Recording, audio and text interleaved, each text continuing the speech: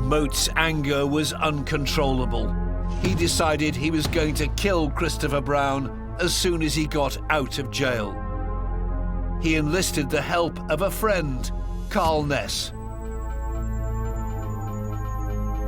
Moat started planning this while he was in prison. He recruited, or he used, Carl Ness to keep an eye on Samantha and do what we would call surveillance by watching her house, seeing who comes and goes, identifying vehicles, and try and identify who the new boyfriend was.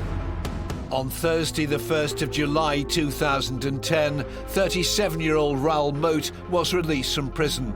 He didn't waste any time. It's alleged that Carl Ness had found a shotgun for him to use. The way in which Moat planned this was quite meticulous. He took steps to try and identify the karate instructor, i.e. Christopher, by making phone calls to health centres, to karate clubs, to the extent that he actually drove around the routes that they took on the fatal night.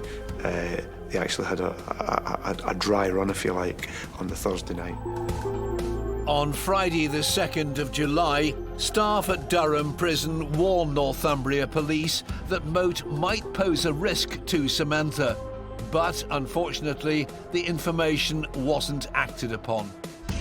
The same day, Moat was captured on CCTV in Newcastle, sporting a Mohican hairstyle. Later that night, Carl Ness drove Moat to nearby Gateshead, where Samantha and Christopher were at a house party.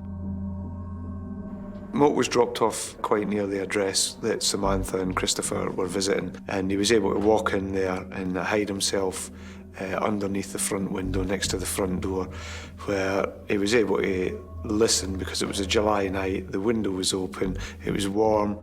He could hear people talking and saying things, and he picked up on things that were being said about him or things that he perceived to be about him. And he started texting his friend Ness and expressing his anger and frustration at what he was hearing. This is going on, it's really annoying me. He's essentially venting. And this is something that you see narcissistic people do quite a lot. They want an audience for their complaints and their rants. They want validation. They want other people to agree with them and say, yeah, you're completely reasonable. Moat lay in wait outside the house. Around about 2:30 in the morning, Samantha and Christopher leave, and as they come out the front door, Moat stood up. He was clearly armed with a gun, and pretty much without warning, he immediately shot Christopher.